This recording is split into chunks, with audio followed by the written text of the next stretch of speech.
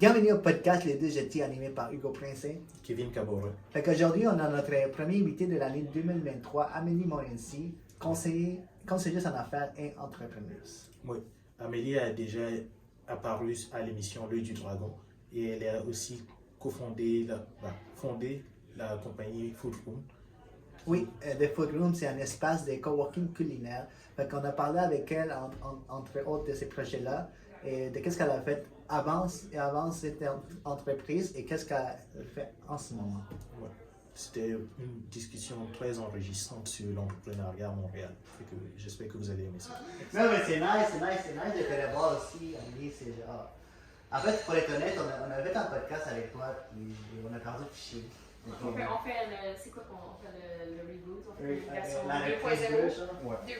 C'est comme 5, 6 heures de making, right? Ouais. Parce que tu m'avais écrit en 2017, je pense. Oui, en fait. On va y arriver un jour! Mais oui, en fait, l'affaire, c'est que je t'avais écrit en fait, il y avait un événement à Montréal qui s'organisait pour aller voir les startups en 2017. La grand-messe? Oui, c'est ça. Yes. Fait que j'en ai fait plusieurs, puis je me suis dit, le dernier que je vais aller voir, c'est toi, parce que c'était le plus intéressant.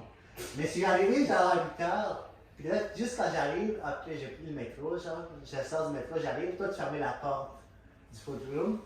Là, c'était comme, ah, mais là, non, mais tu sais, oh non, c'est fini, ça va être pour une autre fois. C'était physiquement chez Food Room. Mais oui, je suis arrivé juste Ok, c'est devant. pas la grand-messe. Je pensais que tu parlais de la grand-messe. Non, c'était vraiment. T'es allé dans les locaux des startups. Oh! Oui, Wow. en 2017. Il y a un événement avec une map de plusieurs startups, t'es allé dans leur bureau, puis toi t'es là-dedans. Je me souviens Ça, même pas c'était pour la. poche. Ah, c'était genre Startup Open House. Ouais, c'est ça, quelque chose de même. Mais je me rappelle pas du nom, mais je sais que j'allais dans plusieurs startups dans leur bureau. Puis là, j'ai rencontré les personnes, puis là, ils m'ont pris leur produit. J'avais aucune idée qu'on avait participé à ça. C'est probablement genre une de mes employés qui nous a inscrits pour vrai. Tu me dis ça, puis je suis comme. Ça se peut. Mais t'es ça- journaliste. Mais J'ai je réalisé sais qu'il y pas. avait plein de gens qu'il fallait que j'aille voir. Là, je me suis dit, mais elle, ça va être la dernière. Parce que quand même, t'es un peu plus loin que les autres, les restes, Sure, ça ouais. On était dans le milieu de nowhere, ouais. Fait que là, j'arrive, puis là, elle a fermé la porte, puis moi, j'arrive, on dit, mais la prochaine fois. Puis là, je t'ai demandé, on va faire un podcast. Tu m'as dit, écris-moi sur LinkedIn, puis genre, tu m'as jamais répondu. Of course. Je suis désolée. Non, mais c'était dans le temps aussi, genre, j'imagine que dans le temps, tu recevais beaucoup de messages par rapport Ouais. à qu'est-ce que tu faisais, des food rooms. Tu étais passé dans l'émission dans l'œil du dragon, Yes. tu avais beaucoup de messages. c'est Ça m'arrive encore, je te dirais pas comme hebdomadairement, mais tu sais, ça m'arrive encore de trouver des gens sur LinkedIn, parce que tu sais, j'écris à du monde que je connais pas toutes les semaines, pour faire Ouais, comme ouais. yo, let's get coffee, puis après on se connaît, right? Ouais. Puis c'est un truc que j'ai commencé à faire, I guess l'été passé, quand je suis revenue de congé maternité. Puis je fais ça toutes les semaines. Ouais. Puis là, des fois, je vais sur mon LinkedIn, puis je regarde les profils de gens que je connais pas. Puis là, j'ouvre les messages, puis je vois qu'ils m'ont envoyé un message Ah, ok. en 2016, 2017, c'est comme dans les années Full Ouais. Room, auxquelles j'ai souvent. Mais des fois, je réponds, mais tu sais, il y avait plein. Je me souviens, je sais pas c'est quoi le chiffre exact de messages que j'ai reçus le lendemain de l'émission qu'on a passé au Dragon, mais c'était comme à la mi-avril, puis je me souviens spécifiquement cette journée-là, j'étais au bureau, puis j'ai littéralement rien fait de ma journée, autre que regarder mes messages privés Ouais. sur Facebook, Twitter, puis Partout, LinkedIn. ça. Puis répondre dans des commentaires sur les posts Facebook des trucs des Ouais. dragons. Ouais. Puis dans cette journée-là, je pense que j'ai dû recevoir quelque chose comme genre 900 messages à travers, tu sais, email puis les autres affaires. Mais ça a quand même un gros impact, genre, de passer à la télé. Le puis scope, lendemain. Oui, hein. oui, c'est débile mental. Le scope de l'audience, puis je sais pas si c'est les mêmes codes d'écoute qu'il y avait à l'époque, parce que moi j'ai passé à la saison 5. Ok. Puis tu sais, dans le temps, c'était comme le lundi soir, c'était comme vraiment très. C'était le slot, puis tu sais, ils ont fait vraiment la formule. Mais mon épisode passait quand même, ils m'ont dit, les producteurs, les codes d'écoute descendent au fil de la saison parce que c'est l'été, puis les gens sont en vacances, whatever.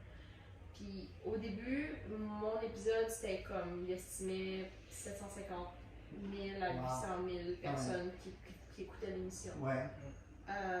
Puis ça, c'est 800 000 télé, pas comme 800 000 humains. Right? Ok, Donc, ouais, le c'est scope de gens qui l'écoutent, c'est peut-être même plus gros que ça. Plus gros, oui, parce que là, c'est 3-4 personnes qui écoutent. Ben, la c'est même ça, émission. exact. Puis tu sais, comme nous, on a fait un lunch party, Ouais. on a fait un watch party. Ouais. Fait qu'on avait genre 150 personnes chez New York qui écoutaient l'émission Ah, ok, ouais. le soir que c'est passé. Puis je l'avais pas vu, ouais. Je l'ai vu en premier avec tout le monde Ouais, dans ouais. la salle, c'était méga weird. Puis finalement, mon épisode était le premier de l'émission. Ouais. Fait que l'émission a joué, on a écouté le truc, tout le monde a hurlé, puis après ça, on a juste pas écouté le show, puis on a comme fait le Ouais. party, tu sais. Parce que je savais comment ça avait été, je savais mon expérience. Mais le show a été édité d'une façon qui fait que ça a l'air de quelque chose qui c'est. Tu sais, c'est comme un peu surreal. Ouais. Parce que ma mémoire de comment ça s'est passé, puis ce que tu vois quand tu le regardes à la télé, c'est comme différent. deux affaires Ouais. différentes, tu sais. Mais ils t'ont quand même mis de l'avant. Oui, Moi, oui, quand oui. j'ai vu l'émission, là, j'avais vraiment l'impact parce qu'ils savaient que toi, tu allais comme vraiment réussir. Les 5 ont dit oui. C'est ça, ouais. Fait que dans l'émission, j'ai dit on va le mettre de l'avant tout de suite. Genre. Ouais, ça a été très très intense cette année-là parce que je pense que tu sais, d'une façon, c'est moi d'indirect, je suis comme devenue le poster child de l'émission Ouais. cette année-là. Ouais. Ils m'utilisaient dans toutes les annonces, Oh, wow. comme qui passaient hors des plages d'horaire. Puis, c'est ça, j'étais la seule qui avait eu les 5 dragons dans les saisons avant. So, il y avait moi, puis il y avait un kid, il s'appelle Émile Guerrier. Puis le kid, il avait une ferme, Ok. il voulait l'argent pour son tracteur, genre. Ouais. Mais il avait genre 10 ans.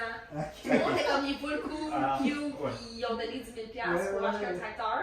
Fait qu'il y avait moi puis lui. On était les deux seuls qui avaient eu les 5 dragons dans les sourds de l'émission à ce point-là. Fait que tu sais, je pense qu'il y avait comme aussi cette espèce de notion de. Tu sais, parce que mon émission était différente parce qu'ils m'ont aussi fait asseoir sur les chaises, puis les dragons sont allés dans le bunker. Ah ouais? Tu sais, Ah, je sais ok. pas, c'était weird parce qu'ils ont été dans le bunker vraiment longtemps. Ils ont été dans le bunker genre minimum 3 quarts d'heure. 3-4 heures, mais 3 d'abord. quarts d'heure. 3-4 Ok. Moi, je suis heures. restée, tu sais, comme mon émission a duré Ouais, 8 voilà. minutes et demie, 9 minutes, Ouais, c'est ça, right? ok. Je suis restée sur le plateau presque 2 heures. Ah, ok, ouais, ouais. Comme 1 heure, au moins 1 heure et demie, sinon plus, là, comme le processus total. Puis c'est ça, à un moment donné, comme Danielle Henkel est comme. Je pense que c'est elle qui avait initié le on va aller dans le bunker pour en parler au lieu de te dire de t'en aller. Ouais. Puis là, les producteurs sont comme non, mais assis-toi sur la chaise. Puis j'étais genre, c'est super weird. Puis dans l'annonce, je regarde directement la caméra, puis je parle. Ouais. Mais je parlais au producteur qui était en arrière. Ouais. Ok. Parce qu'il y avait quelqu'un qui était là physiquement avec moi, tu sais. Puis Ouais. j'étais en train d'avoir une conversation avec lui, puis ils ont pris ça, puis ils ont dompé ça dans l'annonce du show. C'est quoi que t'avais dit, là? Ben, je me souviens pas, c'était comme une affaire, genre l'émission finissait, puis c'était comme moi qui regardais ça dans puis comme, ah, je m'attends vraiment pas à ça, mon affaire, puis c'était Ah, super ok. génuin parce que je parlais avec une humaine, tu sais. Ouais. Mais ouais, ça fait que toutes les annonces du show qui ont roulé cette saison-là, c'était comme moi qui disais ça. Puis, Ouais. Mais j'ai vraiment aimé ton outfit que t'avais mis ton suit bleu, ça. tout le Je monde. me rappelle. Parce qu'en fait, c'était vraiment ça. Dès que les portes sont ouvertes à l'entrée, Mhm. puis tu vois déjà la confiance. Je sais pas si t'étais confiant dans le moment même, mais J'étais scared shitless. Ouais. Ok. Tu sais, comme, il n'y a pas aucune autre façon de le dire. Ben, c'était ma deuxième fois, right? Fait que j'ai Ouais. pitché les dragons à Toronto. Ok. Genre 6 mois avant à peu près. Ah, ok. Comme à l'automne, j'étais allée à Toronto, j'ai fait la version web de l'émission des dragons, qui était Ouais. comme les jeunes dragons. Mais c'est comme Harley, le CEO de Shopify maintenant. Ok. Puis, je sais plus les noms des autres, mais bref. J'étais malade parce que j'étais en train de burn out, puis j'avais juste comme perdu ma voix. Puis j'arrivais là, puis je sonnais comme si j'avais genre fumé 4 paquets de cigarettes. En anglais en plus? Hein? Tu le fais Ouais, ça en c'était en anglais. Puis j'arrivais même pas à dire mon nom. Genre. Ah ouais. C'était vraiment horrible. Puis là, ils m'ont fait répéter mon nom 3 fois. Ouais. Tu vois qu'ils s'impatientaient un peu. Ils étaient comme, dude, qu'est-ce que tu fais ici? Comme, fallait pas perdre notre temps. tu sais. Et je me suis fait démonter, là, solide. Ils ont même pas édité mon émission tellement c'était la merde. Ah, ok. Fait que j'avais cette expérience-là. Puis tu sais, ça faisait. Par le temps que j'étais arrivée au Dragon, ma ronde de financement allait vraiment bien. J'étais comme pas overcommit, mais j'avais pas tant vraiment besoin de l'argent des dragons à ce point-là. Ouais. Mhm. Puis j'étais dans ma loge le matin avec mon meilleur ami, puis j'étais en train de demander. Je savais même pas qu'est-ce que j'allais demander en arrivant sur le plateau. Tu sais, parce qu'il y a comme une phrase qui t'oblige à dire, c'est comme salut, je m'appelle Machin Chouette, Ouais. ma compagnie XYZ, puis je suis ici pour vous demander X montant d'argent pour X pourcentage. Ouais, ça, ça- c'est comme la phrase que le producteur t'oblige à dire quand Ouais. tu commences le show. Fait que là, j'étais dans ma Tu peux loge. aussi expliquer aux gens qui écoutent c'était quoi Foodro parce que. Oui, Ouais, en fait, Ouais. c'est ça. Non, c'est. fait que, essentiellement, Food Room, c'était un genre de centre de coworking culinaire. Un genre de. C'est comme ça qu'on l'a appelé parce qu'il n'y a pas vraiment de mots pour qu'est-ce qu'on expliquait. Le concept de Ghost Kitchen, c'est un truc qui est très similaire à ce qu'on faisait. Je pense qu'on était un petit peu avant notre temps. Si on Ouais. avait ouvert pendant la pandémie, on aurait vraiment une réalité super différente. Mais essentiellement, c'est une méga grosse cuisine de restaurant qui est partagée avec plein d'entrepreneurs. Puis à l'époque où j'ai passé au Dragon, la cuisine n'était pas encore construite. j'étais pas ouverte. T'es pas encore là. Non. Fait que je suis là, je suis comme, qu'est-ce que je leur demande? Aucune idée. Puis quand j'étais là à Toronto, j'avais appris mon texte par cœur. Parce que c'est ça que je faisais. Je faisais des concours de pitch. À côté, j'en faisais vraiment beaucoup. Puis j'étais rendue vraiment bonne à apprendre le texte complètement. Puis comme le régurgiter d'une façon qui avait l'air, somewhat pas trop robotique. OK. Parce que les concours de pitch, tu sais, quand tu pitches dans les concours, souvent tu te fais arrêter. C'est 3 minutes, mais si tu fais 3 minutes 2, tu te fais comme ah, puis Exactement, ça dort, right? Fait que j'avais appris un gros pitch, puis tout le long que je conduisais jusqu'à Toronto, j'étais en train de le pratiquer à haute voix avec mon ex en auto, puis j'étais arrivée là-bas, j'ai commencé à parler, il avait comme 30 secondes, ils m'ont interrompu, j'ai jamais fini le pitch, parce que j'avais pas de voix, anyway. Ça a été comme horrible. Fait que je me suis dit, je vais pas le faire pour Montréal. Puis je vais juste, Est-ce que la langue aussi, c'est l'anglais, ton anglais, en anglais, de le faire en anglais, en pitch puis en français, c'était plus difficile? Je te dirais que oui puis non. Quand j'ai commencé à pitcher, parce que j'ai fait un programme d'incubateur pour le business technologique. Ouais. Puis au moment où j'ai commencé ce programme-là, c'est vraiment weird, j'avais 23 ans, ça fait tellement longtemps. En tout cas, mon anglais était vraiment la merde. Okay. Parce que je parlais anglais, occasionnellement. J'ai appris à parler anglais quand j'étais kid parce que mes parents parlent anglais pour pas que je comprenne ce qu'ils disaient. Comme si mes parents avaient des affaires à se dire à table au souper, ils parlent anglais. Puis moi, j'étais super curieuse de nature, fait que là, je catchais comme une coupe de mots, puis je suis comme, ah, c'est ça qu'il voulait dire, puis là, je comprenais comme le. Bref. Puis assez vite, j'ai commencé à écouter la télé en anglais parce que j'étais trop curieuse, puis je voulais comme. Mais je pratiquais pas, fait que mon accent était très brisé, puis je sonnais très très québécoise. Puis là, quand j'ai commencé à pitcher, les premiers émulateurs étaient en anglais, fait que je me suis mis à pitcher en anglais, puis j'ai réalisé que mon anglais était vraiment cassé, puis je parle anglais de plus en plus. Fait que je pense que par la bande, je me suis améliorée. Puis il y a un moment où est-ce que je me souviens, post-Dragon, j'étais allée luncher avec Serge, avec Serge Beauchemin. Puis il m'a demandé, ça m'a tellement fait rire, il m'a dit « Ah, lequel de tes parents est anglophone? » Ah ouais? Puis comme « Yes! » Ah, ok! Je suis rendue au point où est-ce que mon anglais est assez bon, puis il y avait des. Tu sais, comme, ma femme est anglophone, puis ma femme, elle m'a dit jamais tu vas confondre un anglophone qui va penser que tu es anglophone. Parce que mon anglais est très bon, assez que la majorité des francophones pensent pas seulement que je suis francophone. Ouais, exact. Mais, tu sais, I guess pour elle, il y a comme encore un. Tu sais, il y a des Il y a mots. une autre coche de plus. Ouais, des fois, il y a comme des inflection points sur des mots que je fais à la mauvaise place, genre interested. Je sais pas pourquoi, mais à chaque fois que je le dis, arrive-moi. Puis c'est juste, j'ai accepté parce que c'est la dernière qu'on arrive-moi là. Mais c'est ça, fait que, bref. Mais de picher en anglais, tu sais, les termes, il y a des termes business et tout. À cette époque-là, c'était encore très difficile parce que je me souviens, j'ai découvert que quand tu vas sur le dictionnaire en anglais sur Internet, il y a comme une option où est-ce que tu peux dire au dictionnaire de dire le mot. Oui. Puis le mot, c'était quoi les deux mots? Il y avait opportunity, puis il y avait un autre mot que j'arrivais pas à prononcer comme du monde, puis je pratiquais mes pitchs. Puis je me souviens juste d'être comme à 2h du matin dans mon salon, j'avais 2 ordis, j'avais un ordinateur qui jouait avec des documentaires de Céline Dion parce que j'étais dans une vibe vraiment weird. Puis sur mon autre ordi, je faisais mon pitch, puis là je faisais répéter le dictionnaire, puis opportunity. Puis je faisais juste ça pendant. Tu sais, comme. Puis quand les gens ils sont comme, oh ouais, tu sais, you have to put in your 10,000 hours, là. Comme moi, j'ai fait ça en dans 6 mois dans le milieu de la nuit, genre. Comme répéter, puis j'étais dans ma douche avec mon Red Bull, en train de répéter mon pitch à 3h du matin parce que j'essayais de pas dormir. En anglais en plus. Fait que je suis devenue vraiment bonne en anglais, je suis devenue vraiment bonne à pitcher. Puis là, j'arrive pour faire le pitch, puis cette fois-là, je me suis fait démolir. Fait que j'arrive au Québec, puis je suis comme, ok, gars, you know what, fuck it. Je vais juste wing it. Là, j'arrive là. Puis je suis comme, ok, cool. Fait que là, j'étais comme 10%, 12%, whatever. J'arrive sur le pitch, puis là, ils sont juste là, ils me regardent en souriant. Puis je suis comme, ok, cool. Fait que je commence à parler. Puis là, je continue à parler. Puis moi, je suis comme, yo, mes guys, comme, posez-moi des questions, quelque chose. Comme, il a vraiment fallu que je fasse comme, ok, j'ai fini, vous pouvez me poser des questions. Pour que quelqu'un me pose une question. Parce qu'il t'écoutait. Ils étaient super polis, ils sont juste restés là en me regardant en souriant pendant genre 5 minutes. Puis j'étais comme, what is this? Comme, moi, j'étais habituée de me faire sauter dessus par des ici, tu sais. Puis là, j'arrive là, puis c'est un show télé, mais il était tellement poli. C'était vraiment une expérience intéressante parce que ça a été comme un discours de. Tu sais, je pense que c'est un show télé, mais pour eux autres, ça reste qu'ils voient, c'est un entrepreneur qui regarde devant eux, puis qui juge ta business, puis juste ton habilité. Mais tu sais, Serge me l'a dit, il dit, ultimement, j'ai investi dans les humains. Comme, c'est pas, même si j'ai des réserves, parce que je pense que de toutes les anges, puis je veux dire, je pense pas que Serge ait le problème que je dise ça, Parce qu'il a fait il faisait des zooms, des lives sur Facebook. Ouais. Il faisait comme si il parlait de il répondait à des questions. Puis je pense qu'il a dit une fois dans un truc que j'étais genre le seul investissement sur lequel il avait passé d'argent. Parce qu'il y a quelqu'un qui avait posé ça, c'était comme un feed, puis je me souviens d'avoir vu ça, puis je trouvais ça drôle parce que, on se parle encore, comme on se passe dans des événements. Puis il m'a dit, il fait comme, je pense que de tous les 5 investisseurs que j'ai eus, c'était lui qui avait le plus de réserve par rapport à mon modèle d'affaires. Mais il investit pareil parce qu'il m'a dit, ultimement, c'est comme dans toi que je voulais faire un bet, right?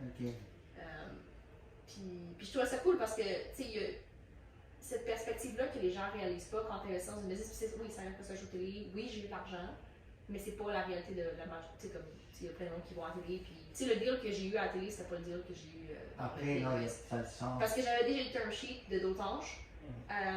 Fait que là, la minute que le show est fini, ils me font signer plein de papiers, puis ils me disent ok, cool, la personne qui gère les investissements dans lequel va t'appeler. C'est pas eux-mêmes qui viennent te voir, c'est leur personne. Non, c'est ça. Tu sais, comme. Marc-Luc avait quelqu'un qui gérait ses investissements. Serge le faisait lui-même. Mais Mitch, il y avait aussi quelqu'un qui travaillait pour lui. Fait que moi, dans le fond, j'ai dealé avec ces gens-là. Puis j'avais déjà le term sheet signé par Dotange, puis ils m'ont dit envoie-moi ton term sheet. Ok, cool, parfait. On a juste changé le montant dessus, puis ils l'ont signé. Ça n'a pas été vraiment très compliqué comme processus, parce que j'avais déjà ça.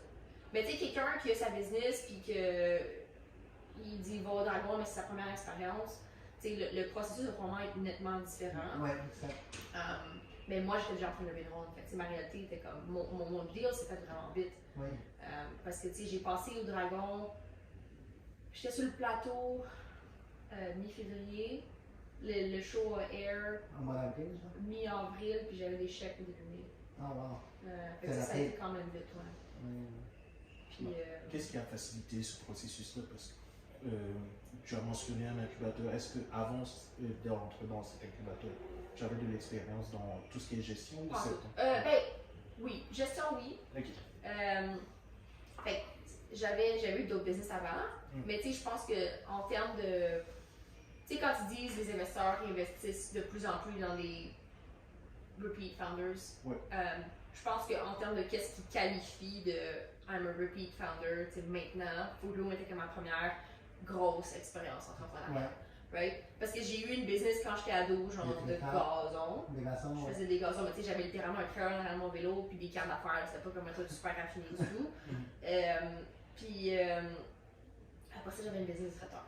Fait que ma business de traiteur, déjà, il y a un gros deep dive en termes de le scope de la business. J'avais atteint le point où j'avais pris la décision de lâcher ma job pour faire du traiteur à temps plein. J'avais déjà eu ce mouvement-là de OK, j'ai un local, j'ai des employés, j'ai ci, j'ai ça. Fait que j'étais quand même assez flash out en termes de mes opérations. Et tu le présentais déjà, tu avais gagné des concours aussi pour ce business. J'avais gagné un truc avec l'ITHQ, parce que dans le fond, l'ITHQ avait comme un aide qui était offert aux gens qui avaient des projets entrepreneuriales dans l'école. Puis j'ai fait mon DEP en cuisine. Puis je m'étais inscrite pour faire le DEC en gestion de la restauration parce que j'avais commencé à faire du traiteur quand j'avais mon DEP. Puis j'ai réalisé que le niveau de gestion qu'ils t'apprennent à l'école était vraiment insuffisant. C'est comme un cours de 45 heures où essentiellement ils t'apprennent à faire un produit croisé en Excel. Fait que je me suis inscrite au DEP en gestion. Puis comme j'avais déjà été au cégep avant, puis avant d'aller à la THQ, j'avais déjà mes cours de cuisine. Fait que quand je suis rentrée au DEC en gestion, j'étais comme somewhat. J'étais à temps partiel, mais j'avais genre 2 cours, 3 cours. Puis les autres étudiants avaient comme 10. C'était comme une charge, cégep vraiment intense, puis moi j'étais comme je chill. Fait que ça m'a permis de comme gérer ma business. J'allais dans mes cours, puis je m'assoyais dans le fond de la classe avec mon laptop, j'étais genre la seule qui avait un laptop dans ce temps-là. Puis je faisais des subventions pour les clients. Est-ce que t'aimes la cuisine, c'était plus le niveau de gestion genre de la restauration que t'aimes? C'était plus. Parce que t'as quand même travaillé dans le domaine de la cuisine, la restauration, mais c'était-tu parce que t'aimais cuisiner ou c'était juste parce que t'aimais vraiment le côté body entrepreneurial? Je suis allée parce que j'aimais le output créatif que la cuisine avait. Parce qu'avant d'être en cuisine, j'étais en architecture. Puis architecture, c'était comme toute mon enfance, je vais être architecte.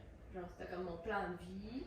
J'étais arrivée au cégep, puis j'avais pas les notes pour entrer en maths, en sciences pures, pour aller à l'université en architecture, puis j'ai fait une technique. Puis dans ce temps-là, je nageais compétitivement, au niveau. Puis la natation était comme number one priority, puis l'école était comme somewhat over there, tu sais. Puis c'est devenu vraiment trop restrictif vraiment vite. Genre, oh, mais le code bâtiment dit que, genre, ton garde-robe doit être 2 pieds de profond. Je suis comme, mais pourquoi? Ouais, mais c'est pas comme si ta maison va tomber, genre. Tu sais, comme, donne-moi une raison valable de. Puis assez vite, je me suis fait. Tu sais, j'étais comme. J'avais pas envie de faire les calculs de charge de toit. J'étais comme. C'était. Tu sais, I guess, j'avais TDAH pas diagnostiqué à cette époque-là. Fait que maintenant que je sais ça, je suis comme. Ça fait du sens parce que j'ai un hyper focus, puis je suis intéressée par les affaires qui sont utiles, puis qui ont un purpose. Si t'as pas de purpose, c'est complètement comme. Aucun intérêt. Puis à cette époque-là, j'avais pas ce knowledge de comment je fonctionne. Fait que l'école a comme pris bord assez vite. Puis là, ben, je me suis blessée, j'ai arrêté d'aller à l'école parce que j'étais en arrêt. Puis quand j'ai. Ouais, j'ai juste décidé de comme changer. Cuisine, ça avait l'air cool. J'ai toujours aimé faire à manger. Comme dans ma famille, on a toujours été comme. On fait full à manger. C'était comme un truc qui était familier. Puis c'était une façon pour moi d'avoir un entrée créative qui était une job aussi pas trop ordinaire. Mais c'est changer des jobs en entrepreneur. Ouais, ben l'entrepreneuriat, tu sais, c'est arrivé par la bande parce que quand tu commences à l'école en cuisine, essentiellement tout le monde de ta famille est genre oh my god, on a un chef dans la fait que je me suis commencé à faire du traiteur. Puis c'est arrivé organiquement. Puis là, quand j'ai commencé à étudier en gestion, je me suis rendu compte, il y a un point où est-ce que j'avais ma business de traiteur, puis les opérations étaient quand même assez flash out. Puis là, il y a un soir, dans le temps des fêtes, je me souviens, on avait 4 events. J'étais moi toute seule, j'avais pas de partner, right? J'avais 4 events, j'avais 12 employés. Puis genre, moi, je passais la soirée à comme courir à droite à gauche pour faire des livres, puis aller m'assurer qu'il y a le stock, puis tout. Puis j'avais genre, c'était un petit truc, il fallait juste domper de la bouffe pour partir. Il y avait un, c'était un chef à domicile, puis l'autre, c'était comme un gros banquet pour une section de, comme, des retraités de l'armée, genre. Mais dans une base militaire. Puis c'était comme un truc vraiment high pressure pour moi parce que c'est la première fois qu'on faisait un gros banquet. Puis je me suis rendu compte que j'aimais pas ça. Tu sais, il y a la distinction qui est. C'est un affaire que j'en parle full, mais on dirait qu'il y a pas personne qui en parle, puis je trouve ça weird. Mais tu sais, il y a la notion de travailler sur ta business et travailler dans ta business. Puis il y a un moment où est-ce que je me souviens qu'il y avait un de mes mentors qui est comme il faut que tu délègues. Puis je voulais rien déléguer parce que j'avais peur de perdre le contrôle, puis j'avais peur de perdre l'essence de qu'est-ce que ma business allait être. Puis il y a comme eu un inflection point où est-ce que Food Room a commencé à être dans ma tête. Puis j'étais comme, j'ai besoin d'une cuisine, j'ai besoin d'une infrastructure pour me permettre de rouler ça. Un espace. Mais en même temps, j'ai pas envie de rouler ça. Tu sais, puis il y a un moment où je me suis dit, si je suis pour travailler 100 heures semaine, je vais le faire pour de quoi qu'il y a l'opportunité de scaler, puis ce sera pas. J'ai pas envie que ma vie soit. Parce que j'allais à l'école, j'allais à l'école le jour, je travaillais le soir dans ma business. Puis j'avais engagé mon frère, fait que mon frère et moi on travaillait dans ma cuisine, puis c'était comme 2h du matin faire des fucking arancini. C'est comme même, j'ai envie de dormir, puis tu sais, avoir une vie, puis c'est drôle parce que j'ai pas eu partout une vie après. Mais je me souviens, il y a un moment où est-ce que j'ai comme pris un good hard look at myself, puis j'étais comme, ça fait 3 semaines que j'ai mangé rien d'autre que des chips, puis des pommes. Parce que j'ai pas le temps, je m'achète de quoi quand je vais faire des commissions pour mon traiteur, puis j'ai genre même pas pris 30 secondes pour m'asseoir pour manger. Mais tu prépares la bouffe pour d'autres gens, mais t'en prépares pas pour toi. Ouais, cordonnier mal chaussé, right? C'est comme, le plus gros stéréotype de l'entrepreneur, je pense. Mais, fait que cette journée-là, j'ai comme décidé que Food Room, ça allait être juste, tu sais, j'ai rentré dans l'incubateur, puis j'ai fait, you know what, puis il y a eu un moment où comme la cuisine, on a comme outgrew l'espace qu'on avait, puis le gars qui nous la cuisine était comme, you know, ça fit pas. Fait que j'ai juste décidé de pas en trouver une autre, puis de juste comme arrêter, move on, puis faire Food Room temps plein. Puis ce moment-là, tu sais, c'était vraiment clair pour moi que ce que je voulais faire, c'est gérer des business, pas faire la cuisine. Puis ultimement, tu sais, ça a été un cool step-up parce que ça m'a permis de valider le marché. T'sais. Si j'avais pas eu ma business de traiteur, j'aurais jamais vu cette opportunité-là. Puis j'aurais jamais pu avoir l'expertise de je travaille en cuisine, je comprends comment l'industrie fonctionne. Exactement. Puis ça m'a permis de, parce que même encore aujourd'hui, comme 10 ans plus tard, je suis encore la fille de Food Tech. Puis Ouais. c'est comme un tag qui me colle à la peau que malgré tous mes efforts pour faire d'autres choses que du Food Tech, je finis tout le temps par me ramasser à trouver des business puis des gens qui sont dans le Food Tech qui viennent me voir parce qu'ils sont comme « Ah, mais t'as une expertise là-dedans, mais t'as aussi fait de la tech. Puis t'as pas juste travaillé dans des restaurants, tu sais. Puis tu sais, moi, ce que j'aime faire, c'est du business, puis des opérations, puis la logistique, puis tu sais, la restauration, c'est ça. Tu sais, j'ai fait de l'organisation de party, j'ai fait, tu sais, j'ai pas envie de le faire. Comme, j'ai pas envie d'aller organiser son party. Mais l'avoir fait me donne un outlook sur une réalité de comment l'industrie fonctionne qui me permet d'aller plus loin, tu sais. Fait que c'est comme, tu sais, je regrette pas d'avoir fait, là. Mais ça t'a permis de trouver ta place. Ben c'est ça, exact. Ouais. Fait que c'est comme, c'est un drôle de positionnement maintenant parce que j'ai envie de faire d'autres choses, mais il y a comme cette espèce de, tu sais, genre j'ai été typecast un peu. Ouais, en Right. quelque sorte. Fait que c'est ça. Ouais. Mais là, parce que avec le Food Room, c'est que c'est passé. Je sais que ça fait faillite. C'était dû à quoi exactement? Qu'est-ce qui s'est passé vers la fin de Food Room? C'est un mix de plein d'affaires. Il y a eu, je veux dire, une grosse partie de la faillite qui est due au fait que c'est comme une mauvaise gestion du cash flow. Je pense que c'est vraiment comme la raison vraiment plate. Là. Ouais. Après ça que c'est arrivé, il y a eu plein d'affaires à différents points qui ont lié. C'est comme un build-up de trucs. Ouais. On n'avait pas le product market fit non plus. Ouais. Fait qu'on a eu des opérations qui ont augmenté continuellement, un volume d'opérations, mes coûts d'opération ont augmenté, puis l'occupation de l'espace a été atteint, le taux d'occupation de 100%, qui ne devait pas arriver, est arrivé vraiment plus vite qu'on pensait. Ouais. Mais les chiffres n'ont pas suivi. Fait que là, il y a eu un moment où est-ce que j'étais comme, je suis pleine, je ne peux pas signer de nouveaux clients, mais il faut que je signe des nouveaux clients pour faire assez d'argent, pour payer les affaires qui me coûtent, le truc. Puis après ça, ben, il y avait aussi de la dette qu'on traînait depuis l'ouverture, qui est la coûté plus cher qu'on pensait. Ouais. Euh, Mais aussi, tu sais, je pense qu'à un moment donné, tu fallait que tu installes un système de ventilation, puis la banque a dit, t'as lâché. Genre. ouais, ben ça, c'est arrivé, mais ça a été comme une fin heureuse. Ok. Ben, théoriquement, je veux dire, parce que ce qui est arrivé, c'est que ça, c'est juste comme la péripétie de la vie d'un entrepreneur, c'est des montagnes russes continuelles. Puis, tu sais, je le dis en joke des fois, mais comme pour vrai, je pense que si tu pleures pas une fois par jour, tu fais ta job, pas du monde. Comme cette journée-là, la grue était là pour installer le système de ventilation qui montait sur le top du building. Ouais. Puis le système de ventilation qui allait être payé par le prêt d'une banque. Puis cette journée-là, le monsieur de la banque m'a appelé, fait actually, on a changé d'idée, bonne journée. Wow. Puis c'était comme 350 000$ qui venaient. Mais il n'y avait rien de signé. Hein. C'était Ben, juste. j'avais des term sheets et tout, là. Ok. Le contrat est en négociation, puis ils m'ont dit oui, parfait. Parce que dans le fond, la manière que ça marche, c'est que le PPE, c'est le prêt que j'ai eu, c'est un prêt qui est garanti 100% par le gouvernement, qui sert à financer, il y a comme une différente catégorie de trucs qui financent. Fait que amélioration locative, achat d'équipement, c'est toutes des choses qui peuvent prendre des hypothèques mobilières. Fait que tu sais, c'est très peu risqué, parce que théoriquement, ben. Fait bref, vraiment que ça fonctionne, c'est qu'il faut que toi tu engendres la dépense, puis là toi tu prends la facture, tu la donnes à eux, puis là la banque dit ok parfait, Ok, je comprends. on va payer la facture pour toi. Puis là ce qui est arrivé, c'est que sa mère genre pull out à la 28e heure. Puis cette journée-là, j'ai appelé Anne Marcotte, qui était mon agente à l'époque, en broyant. Puis j'étais comme, je sais pas quoi faire. Puis elle m'a dit attends, j'ai appelé quelqu'un, je te mets plus jardin. 3 semaines après, j'avais un fucking bébé de déjà. Ah, ok. Comme pour elle, genre, tu sais, il y a des affaires, il y a des gens à qui tu dis comme je dois tout, là. Mais comme, tu sais, Anne Marcotte, c'est une des personnes qui a eu un moment clé pour moi dans Food Room où est-ce que, comme, si elle avait pas été là, si elle était pas dans ma vie à ce moment-là, j'aurais jamais eu Desjardins. Tu sais, je veux dire, comme, elle a littéralement juste appelé la bonne personne parce que j'avais déjà parlé à Desjardins. J'avais parlé à plusieurs personnes. Parce que la game de PPE, c'est vraiment niaiseux, mais essentiellement, il faut que tu aies cogné à la banque.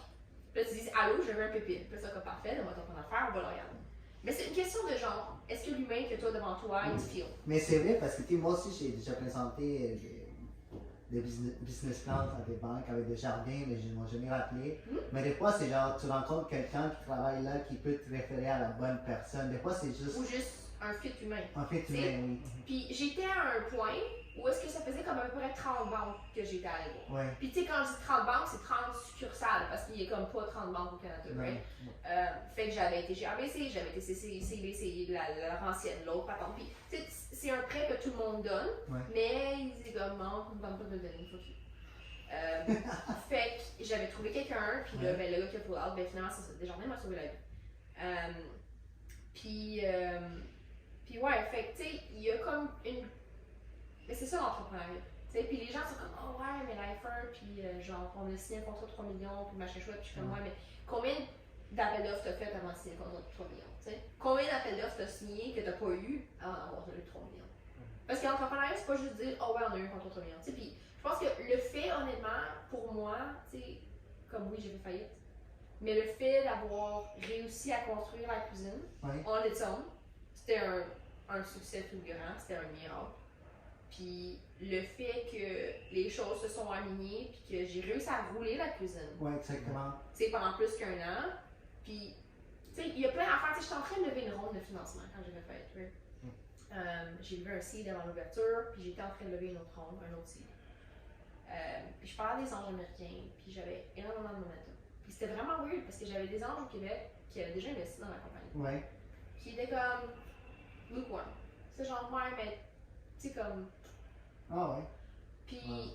puis la dynamique de, tu sais, le même pitch, la même journée, 2 personnes dans deux, tu sais, comme 6 heures de route, là. Ouais. Puis aux États-Unis, c'était comme, where do I sign? How much do you need? Ah ouais, wow. Puis ici, c'était comme, off. Mais tu sais, j'ai passé dans 13 mois de 0 chiffre de vente à 52 000 Mais recurring. pourquoi c'était comme ça ici? Genre, c'est-tu vraiment l'aspect business au Québec qui est comme moins risqué, genre, c'est tout ça? Le moins de risque? Tu sais, les Américains, c'est go big, go home. Sure. Ouais. Probablement. Je veux dire, spécifiquement, les gens avec qui je parlais étaient à New York aussi. Ok. Je veux dire, je parlais, il y avait un gars à San Francisco, mais il y avait comme 3 autres ans. J'étais allée à New York comme une couple de semaines avant. C'était comme un voyage de pas à faire que j'ai décidé, c'était un voyage à faire. Ok. Ma blonde m'en parle encore. Bref. Ouais, fait que j'étais allée à New York. En fait, c'était une affaire que je faisais beaucoup à l'époque. Je m'inventais des voyages. Ah, Fait que là, j'écrivais à du monde, j'étais comme, hey, I'll be in town, do you have time for coffee? Parce que, oh yeah! Il y avait comme une espèce de FOMO, parce que maintenant, je pense, post-pandémie, c'est plus une affaire qui arrive. ouais. Mais à cette époque-là, c'était comme, I'll be in town. Puis là, les gens étaient comme, oh ouais, I'll make time, parce que tu seras pas là longtemps, right? Ouais, c'est ça. Fait que j'étais comme, oh yeah! Puis là, je m'inventais des voyages. Ok. Fait que là, j'ai fait ça plein de fois, j'étais comme, oh oui, je m'en vais à telle place. Ah, ok. Fait que tu disais, je vais être en voyage, si t'as du temps, on peut se rencontrer. Ouais, genre. je vais, I'll be in town, ça serait cool qu'on prenne un café. Ah, ok. Mais j'ai inventé des voyages qui n'existaient pas. Et sur le festival. Puis là, j'écrivais à du monde en leur disant, je vais être à New York entre telle date et telle date pour me booker des cafés avec des anges. Ouais. Puis là, j'arrivais à New York, puis j'étais comme, bah, ben, faut qu'on s'en aille à New York, puis j'avais ma cette fois-là, Mais j'avais là, ma t'avais blonde. l'impression d'être là parce que t'avais beaucoup les meetings. Ben, j'étais allée juste pour le rire. Ah, ouais. Mais j'ai comme traîné ma blonde puis ses amis, puis là, eux autres sont allés genre faire du sightseeing, puis moi, j'allais prendre des cafés avec des anges. Mais c'est ça. Fait que je sais pas pourquoi, tu sais, je sais, oui, définitivement, le momentum est très différent, la dynamique de mentalité d'investissement à Québec, puis tu sais, ailleurs, et tu sais, au Québec, les gens sont vraiment plus, tu sais, risk averse, for Ouais. sure. Mhm. Puis il y a, je sais pas, j'ai pas comme la réponse, c'est comme ultimement, tu sais, j'ai pas signé, j'ai pas closé la ronde, j'ai pas signé l'investissement, parce que c'est comme, tu sais, j'étais en train de faire visiter la cuisine à un ange, comme 2 jours avant. Ok. Avant que ça prenne comme. Ouais, comme j'étais dans la cuisine avec un gars super connu. Mais tu savais-tu déjà ou c'était. Dans ta tête, c'était fini ou. C'était arrivé vraiment vite, c'était comme. Ok. Essentiellement, ce qui est arrivé, c'est que j'étais en retard sur mon loyer. Ouais. Il y a un moment où est-ce que. Parce que l'été où c'est arrivé la faillite, on a fait faillite mi-septembre. Ouais. Il y avait la Coupe Rogers, puis il y avait la F1. Ouais. Puis le traiteur qui faisait ces 2 événements-là, c'était mon client. Ok. Fait qu'eux autres sont rentrés dans la cuisine comme une tornade. Ils ont rempli tout ça. Je veux dire, il y avait des soirs que on n'a pas. On a été ouvert en continu, non-stop, pendant comme 17 jours. OK? Puis le build-up des events était tellement intense parce que tu sais, comme la Coupe Rogers, c'était quelque chose comme plusieurs milliers de repas par jour. Tu faisais, right? La F1, c'était 23 000 repas en 3 jours. Ah, wow. Puis c'est pas toute la bouffe de la F1, c'est juste comme l'affaire VIP des loges. Ouais, c'est une partie. Fait que, essentiellement, j'étais à la cuisine, j'arrivais le matin à 5 heures. Je ramassais des boîtes de poubelles pendant 2 heures, je mopais, je vidais les poubelles. À genre 7h30, 8h le matin, j'allais travailler. Puis à comme 6h le soir, je faisais la même affaire pendant 2 heures avant de partir. Mais Je revenais le lendemain matin. T'avais-tu une équipe Ouais, avec toi? Ok. j'avais du staff là, j'avais full staff.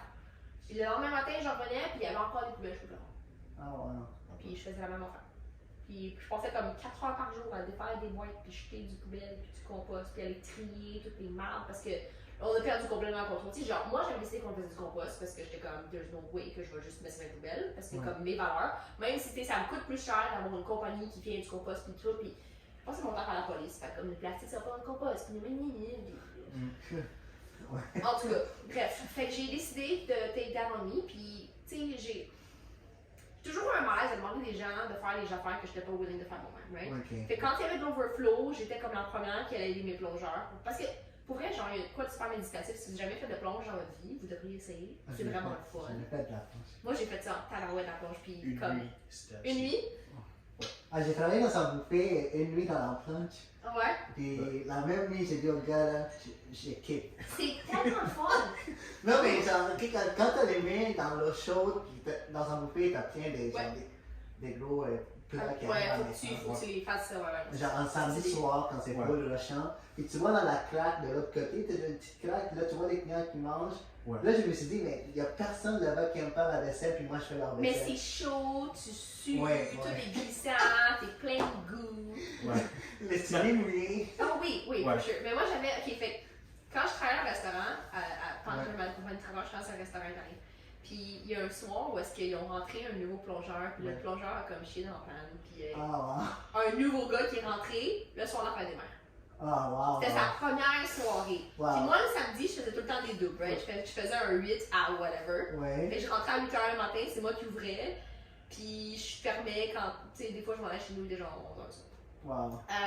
Fait que ce soir-là, le nouveau plongeur, il capote sa vie.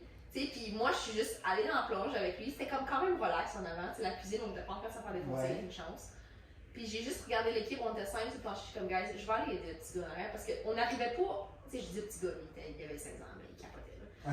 Puis là, j'étais comme, ok, you're good, we're gonna do this, tu sais. Ouais. Puis là, j'étais comme, regarde, faut juste que tu trouves une façon de t'organiser. Puis c'est un jeu, right? Puis Ouais. c'est comme ça que, tu sais, genre, je mets des processus dans ma place dans ma tête qui font aucun sens, mais pour moi, c'était comme, faut que je batte les serveuses. Faut que je sois plus vite que les serveuses qui amènent la vaisselle sale. Ouais, tu me Right? ouais. Fait que c'est juste comme, faut que tu organises ta mère, parce que eux autres vont tomber sur n'importe comment. Tu l'organises, c'est comme ça, c'est les bols là, machin. Puis après ça, c'est comme tu. Ouais. Fait que quand j'avais Fugo, moi, des fois, j'étais comme, j'ai besoin d'un break, j'ai eu une conversation qui était vraiment difficile, j'ai besoin d'aller comme vent ou whatever. Je vais aller à la plonge. T'allais à la planche. Je vais faire la plonge. Fait que j'avais du linge de spare à la job. Puis Ouais. j'allais me changer, puis j'allais faire la plonge, je revenais, j'étais tout mouillé, je vais faire Mais c'est le fun, là, c'est juste que c'est intense des fois. Là. Mais il y a un truc aussi vraiment humbling, parce que il y avait un employé qui. Un des employés, je suis vraiment horrible, mais je me souviens plus son nom. Ah, wow. Mais il m'a laissé un post-it comme ça dans la journée, il m'a laissé un note sur mon ordinateur. Genre. Puis ça m'a vraiment touchée parce qu'essentiellement, il était genre. De toutes les places où j'ai travaillé, où j'ai fait de la plonge, parce que ça faisait comme 10 ans que le gars, c'est comme un career plunger. Ok. Comme, j'ai jamais travaillé nulle part où est-ce que le boss a fait de la plonge avec moi. Ouais, c'est vrai. Puis pour moi, c'était pas comme un. Tu sais, je vais t'aider à le faire, je vais te montrer comment ça marche, tu sais. Puis pour vrai, moi, j'aime ça. Genre. Mais j'ai trouvé ça vraiment nice qu'il me laisse cette petite note-là. Puis je l'ai quelque part encore, je l'ai gardé, j'ai pris une photo, puis je l'ai dans mes affaires. Ouais. Le post-it. Puis son nom est écrit dessus, mais j'arrive pas à lire. Oh, yeah, ok. J'ai signé son nom, puis je me souviens pas. Puis il faudrait que j'ai une de mes employés, je sais quand tu viens là, faut que je lui demande. Mais c'est fun, tu sais, juste pour conclure cette section-là, c'est. Parce que, tu sais, moi aussi j'ai fait faillite par rapport à mes projets entrepreneuriales. J'ai tout le temps eu la difficulté à en parler avec le monde. Tu sais, je sais pas si toi au début c'était difficile de dire. Tu sais, parce que t'as quand même dit au début du podcast, c'était quand même le poster child dans la main de la pendant un grand bout. Puis là, après, genre même pas 200 peut-être, et t'as fait faillite. Ouais. Est-ce qu'au début c'était plus difficile de dire, de t'entendre dans la réaction des gens j'ai été vraiment chanceuse. Ouais. Parce que la journée que j'ai fait faillite, j'ai envoyé une infolette à tous mes clients. Ouais. Puis à tous mes pas clients qui étaient dans mon infolette. Pour dire on a fait faillite, this is what's happening. Ouais. Puis la faillite est arrivée vraiment vite. On a commencé à en parler, puis on a fait une parenthèse de plonge vraiment trop longue. Mais essentiellement, ce qui est arrivé, c'est que j'avais pas payé mon loyer. Mon propriétaire m'a dit comme faut que tu trouves l'argent. Ouais. Puis j'ai dit I need more time. Mais moi là par écrit que tu vas rien faire. Puis il m'a dit I can't do that. OK. Puis la journée qu'il m'a dit I can't do that, j'étais comme fuck. Ouais. Comme je savais que c'était comme ça s'en vient, right? Ouais. Fait que j'ai appelé un de mes amis qui avait fait faillite pas longtemps avant. J'ai dit qu'est-ce qui t'est arrivé? Comment ça a fonctionné, le processus, whatever. Il m'a dit ça t'était faillite, la vente incroyable, appelle dans ta vie, machin chose. Fait qu'il m'a donné son numéro, j'ai appelé. Ça c'est genre le vendredi matin.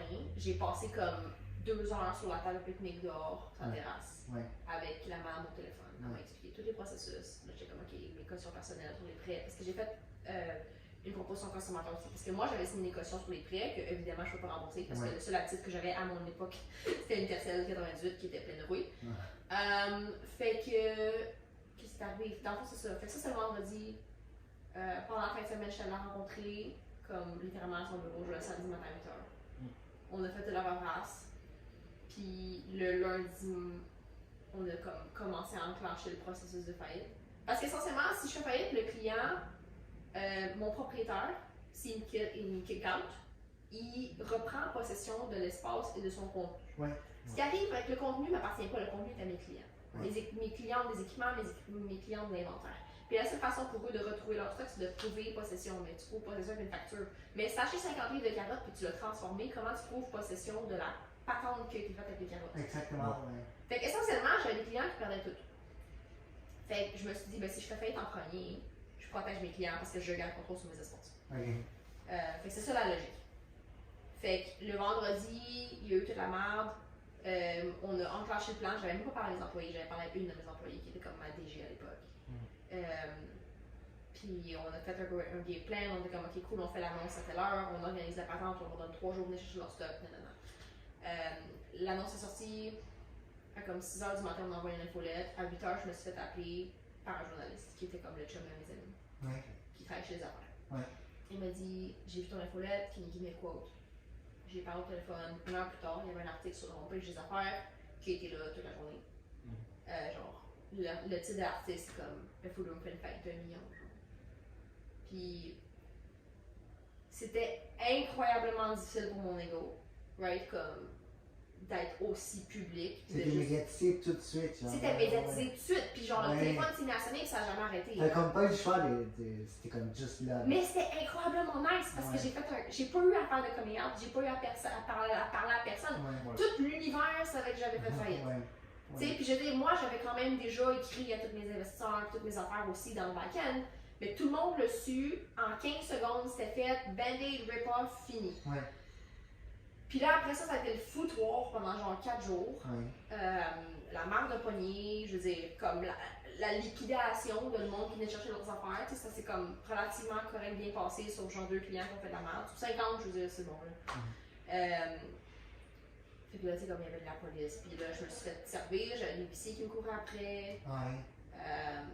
Puis là, tu sais, je me souviens pas si c'est comme le premier soir ou le deuxième soir, tu sais, comme là, j'avais appelé mon comptable, j'avais mon avocat, j'étais comme, ok, j'ai besoin de tout plein d'affaires pour rappeler la compagnie, puis là, tu sais, mon comptable m'a appelé, fait comme, t'es où, qu'est-ce que t'as besoin, je m'en viens, t'as-tu mangé, genre. Tu sais, comme le doute, c'est fucking pointé, genre, à mon bureau à 7h le soir, avec la pizza, genre, puis. Tu sais, puis c'était comme, je venais d'avoir une journée de merde, là, je me suis battue avec un client, il y avait la police qui avait été, tu sais, comme, c'était le fucking bordel, j'étais juste comme, a broken woman, là.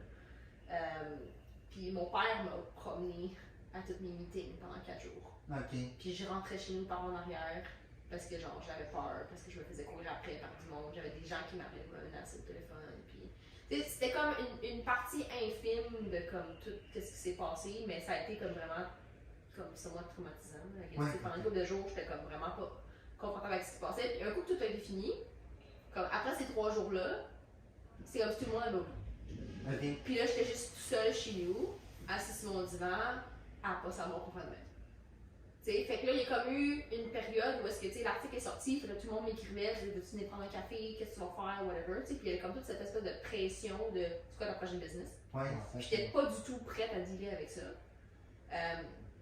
Parce que tu sais, il y avait comme une partie de moi qui a fait des moves vraiment beaux. Tu sais, je veux dire, on s'entend que j'ai fait des décisions vraiment pas stupides, mais tu sais, j'ai signé des prêts avec des cautions personnelles, l'argent que j'avais pas pantoute, puis j'étais comme au pire, je vais faire faillite. Puis c'était littéralement genre, au pire, je vais faire faillite. C'était comme Puis ça. je me Ouais. suis comme donné ça comme un mantra parce que je savais que c'était complètement ridicule ce que j'étais en train de faire. Puis il y avait une partie de moi qui croyait même pas que ça allait fonctionner, I guess. Ouais. Mais j'étais comme, si je le fais pas, ma business va jamais arriver. Puis comme je vais jamais me rendre où est-ce que je veux aller. Fait que j'étais comme, je vais prendre les risques les plus basiques que je peux parce que de toute façon, comme j'ai pas rien d'autre à dire. Exact. Tu sais, j'avais pas d'enfant, j'avais pas vraiment, tu sais, comme d'engagement avec rien. J'avais T'avais rien. rien à perdre dans ce moment-là. Fait que j'ai fait ces décisions-là, puis Ouais. tu sais, ça m'a pété en face, mais il y avait comme une partie de moi qui savait que ça pouvait arriver, fait que c'était comme somewhat aussi soulageant quand c'est arrivé. Tu sais, je me sentais un petit peu emprisonnée dans la business. Mais quand tu t'es assis, là, après toutes ces vacances, tu t'es assis, tu as réfléchi, tu t'es dit que tu as quand même bien fait. Tu as quand même réussi à faire tout Ça a ce pris que tu du temps. voulais. Ok, ouais. Ça a pas été genre 2 semaines après, là. Non. Ça a pris comme plusieurs années. La question c'est si tu avais l'occasion de parler à quelqu'un dans ta situation 2 jours avant, 3 jours avant, est-ce que tu aurais des conseils pour eux?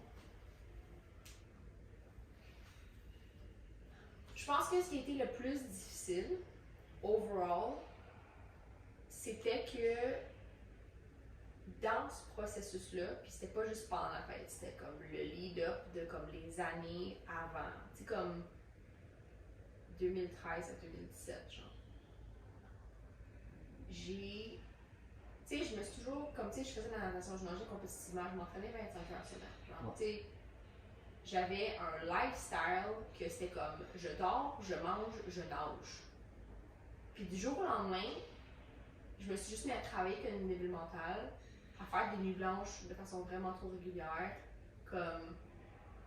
Puis tu sais, c'est drôle parce que j'ai regardé des photos l'autre jour, puis j'étais comme... J'avais pris beaucoup de poids, juste parce que comme j'avais un lifestyle vraiment unhealthy, tu sais. Puis pas beaucoup de poids, je l'ai pas montré du tout, mais j'ai pris de poids pour moi. Puis c'était weird, parce que j'étais comme pas à une bonne place dans ma tête non plus, tu sais. Puis j'ai rencontré ma femme Noël 2016. Puis Fuller m'a fait faillite à l'automne 2017. Fait que, tu sais, elle a été avec moi Ouais. pour rider une partie de ça, tu sais. Puis on apprenait à se connaître. Puis c'était fucking weird parce que quand ma business a fait faillite, c'est comme si j'avais perdu mon identité. Ouais. J'avais Ok. pas Ouais. aucune idée de qu'est-ce que je devais faire parce que je savais pas j'étais qui. Puis là, il fallait que je me trouve une job. Puis je savais pas qu'est-ce que je voulais faire parce que j'avais genre lâché l'école. Ouais. J'avais pas de diplôme, j'avais comme de l'expérience entrepreneuriale. Puis personne ne voulait m'engager parce que j'étais un entrepreneur. Puis tu sais, je pense que j'ai commis une grosse crise existentielle de. Tu sais, salut, je m'appelle Amélie, je suis fondatrice de Full Room, tu sais, je suis CEO, whatever. Tu sais, j'ai pas comme de. Je suis Amélie, je suis comme. Tu sais.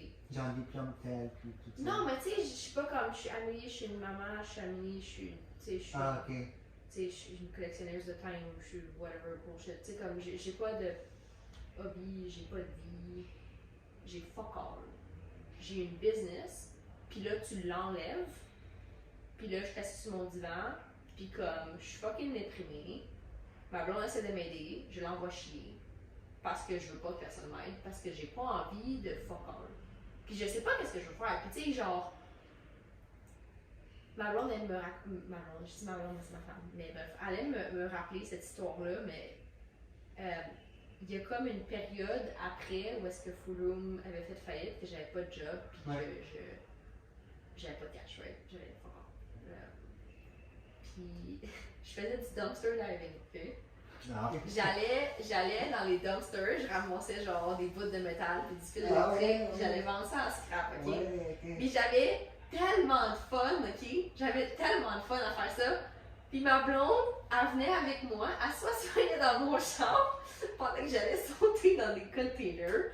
Puis là, j'étais comme, j'ai trouvé les affaires! Avec ma lampe frontale, genre. Ouais, oui. Puis, elle était comme, c'est bon, parce qu'on en parlait il y a une couple de semaines, elle était comme, it's the only thing that brought you joy. for like a couple months, it's the only fucking thing that made you smile. Genre, trouver du métal. Trouver du fucking métal dans les dumpsters, man.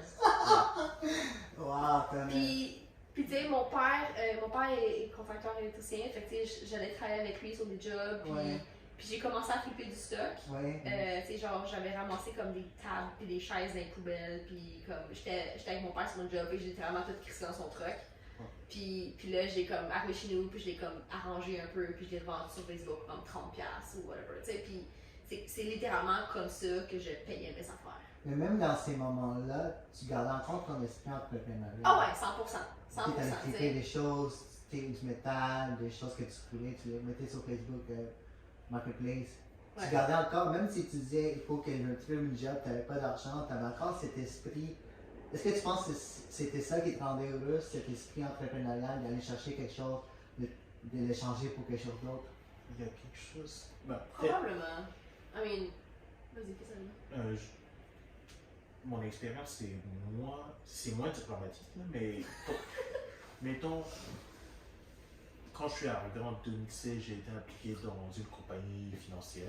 On a été impliqués tous les deux. Ah, les Et deux. puis, c'est pas. Comment dire? À la fin de tout ça, j'ai juste réalisé que on n'avait pas été équipé pour la tâche qui nous attendait. Mm. Et après ça, ben, j'ai juste cessé d'aller à cette compagnie-là. Puis j'ai traversé une phase un peu comme tu décrivais où j'étais assis. C'est comme. C'était mon identité qui était. Quand je me présentais, je disais, ok, moi, je vous aide à planifier vos affaires et tout. Et du jour au lendemain, c'est. Je peux pas juste faire comme si ça n'existait pas.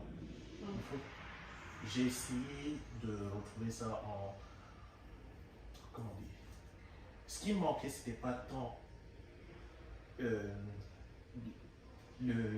la section financière, c'était plus du travail des gens avec qui j'avais envie de travailler. Et d'avoir cette autonomie de dire, ok, aujourd'hui, je vais aller aider du monde parce que ça me tente. Je sais pas si c'est un peu ce sentiment-là que tu cherches. Je dirais pas que c'est nécessairement à ce point-là quelque chose que je cherchais. Je pensais qu'à ce point-là, tu sais, comme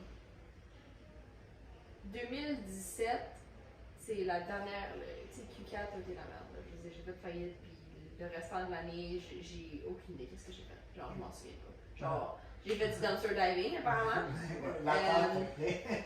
Puis, hein? Blackout complet, genre, tu te rappelles plus. Hey, à un moment donné, je me souviens, il y a une journée, j'étais allée pelleter de la roche chez mon père. Parce que mon père avait fait le trou pour comme recreuser sa fondation parce qu'il y a des infiltrations d'eau. Ouais. Puis il m'a appelé parce qu'il est comme, yo, on a fait un trou, faut qu'on ferme le trou, on n'a pas de temps, viens nous aider, il m'a payé. J'étais comme, sure. Ok. Comme, je suis littéralement allée pelleter de la roche. Ça, je me souviens de ça cette journée-là, je sais pas pourquoi.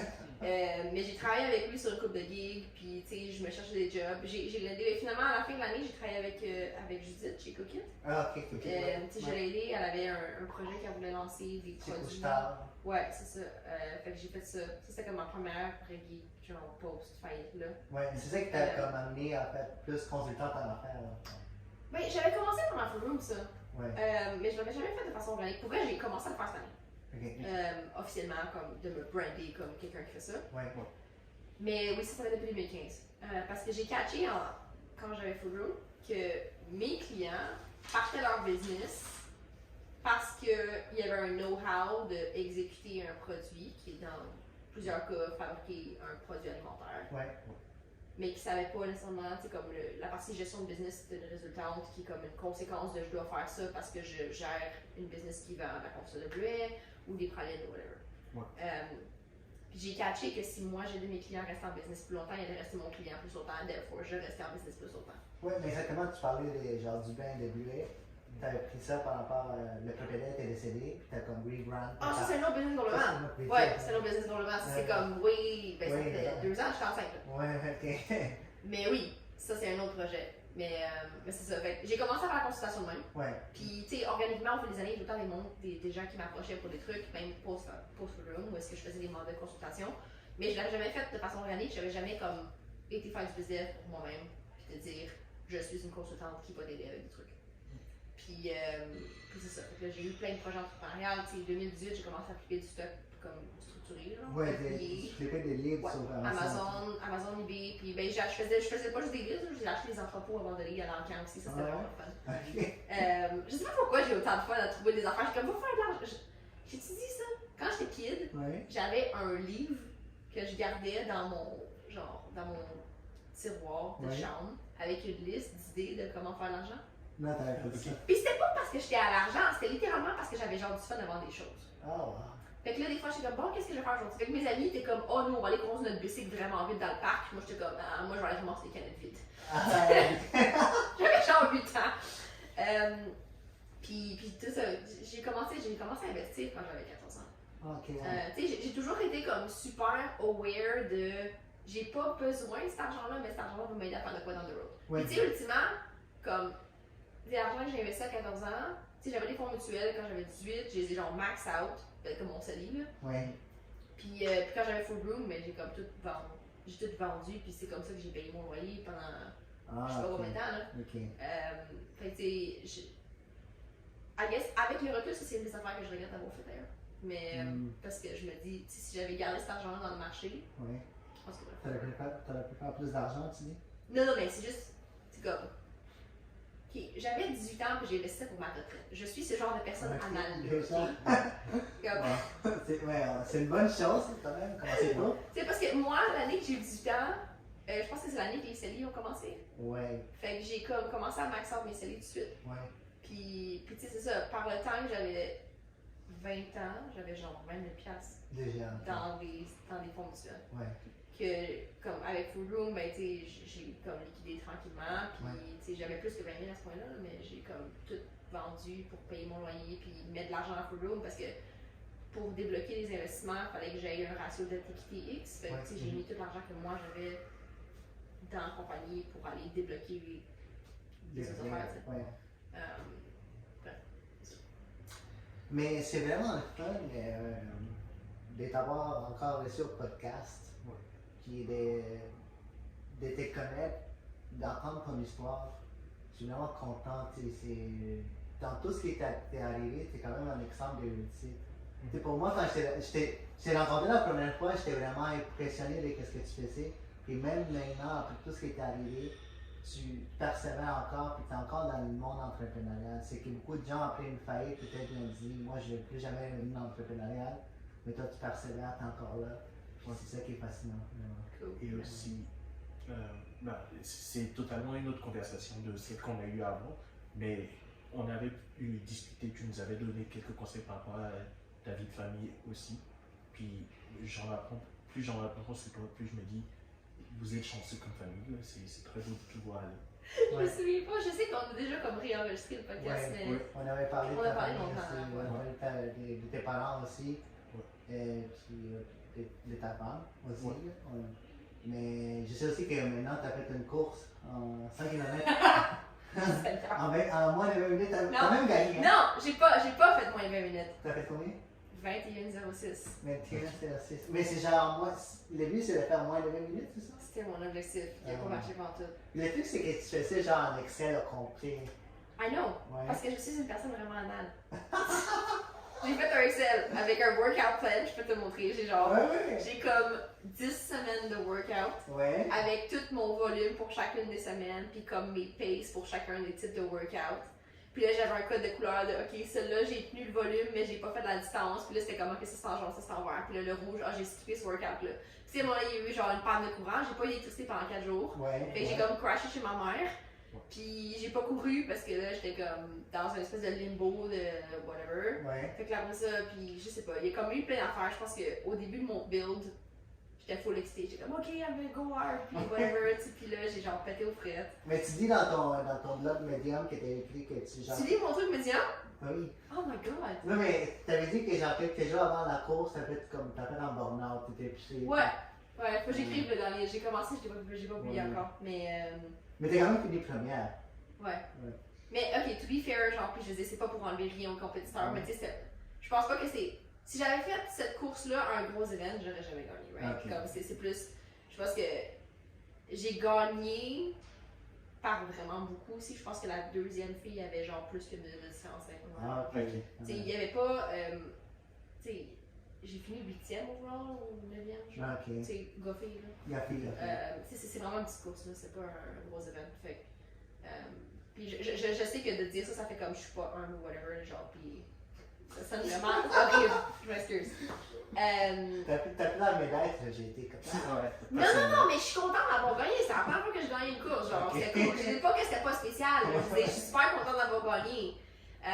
Mais tu sais, c'est juste comme, je suis pas tant une personne à médaille. Tu sais, comme, j'avais une boîte de trophées, genre, de Ouais. plein de concours entrepreneuriales que j'ai gagné au fil des années, là. Ouais. Puis comme, j'ai dit genre tombé chez ma mère parce que j'étais allée les voir, comme post-faillite, puis tout Ouais, ça me ouais. faisait chier. Puis à un moment donné, ma mère fait qu'elle déménage, j'étais comme, ah, mais là, peux-tu les reprendre? Puis j'étais comme, non, je veux pas. Jette-les. Ah, wow. J'étais comme, non, je veux pas les jeter. Fait que là, elle a essayé sneaky de les mettre dans mon char, genre. Ouais. Puis j'ai juste pris des photos, puis je les ai mis sur son bac de poubelle. Puis je suis partie. Puis j'étais comme, regarde, la décision t'appartient. Puis to this day, je sais pas si elle les a encore ou elle les a jetées pour vrai. Ah, pour de vrai? J'ai juste mis la décision dans ses mains. Ouais. Puis comme, fait que bref, même affaire pour mes médailles, j'ai jamais comme vraiment gardé, si j'ai fait d'autres courses avant, j'ai jamais vraiment gardé mes médailles. J'ai juste gardé comme les médailles qui sont spéciales. Tu sais, comme la médaille de mon premier marathon, je l'ai gardée. Ouais. Puis, que j'ai fait l'année passée parce que je me suis fait complètement démolir. Ouais. Puis l'année passée, j'ai fait un demi. Ouais. C'était un demi. Mais j'avais un objectif de temps quand même agressif aussi, là. C'était comme un pipi de genre 12 minutes, là. Fait que j'ai gardé celle-là, puis tu sais, en arrière, j'ai genre écrit comme tu sais, c'est quoi la date, puis mon temps, puis toutes mes affaires Ouais. dessus. Mais tu sais, j'ai pas pesé mon rien, c'était plus comme je me suis fait. Tu sais, c'est le genre de course que j'ai fini, puis j'étais comme I raced hard. Ouais. Je sais que j'ai fini, puis j'étais fucking vidée, j'avais Ouais. plus rien à donner. Tu sais, comme c'était vraiment facile au début, mais tu sais, un demi, c'est long, là. C'est long, ouais. Mais tu sais, là, je sais que je suis à un calibre. J'ai vu cette semaine que la course des pompiers qui a eu lieu la semaine passée, Ouais. quand tu gagnes, juste quand tu gagnes, pas les autres podiums, si tu gagnes, ils te donnent un casque de pompier or. Ah, Ok. ok. Puis là, j'ai vu ça. J'ai envoyé une photo à ma blonde, j'ai pris une photo de Strava, je l'ai envoyée à ma femme, je suis comme I need to do that race, I want the fucking helmet. Ok, tu Puis peux là, faire? Tu peux faire la course des ben c'est pompiers? l'année prochaine. C'est un event qui est organisé Un par la événement. ville de Laval. C'est pas les pompiers qui courent, là, c'est vraiment un événement. Ça s'appelle la course des pompiers, Ok. mais je sais pas pourquoi. Je pense que c'est juste. En tout cas, ils te donnent un casque de pompier. Je suis comme, I need that.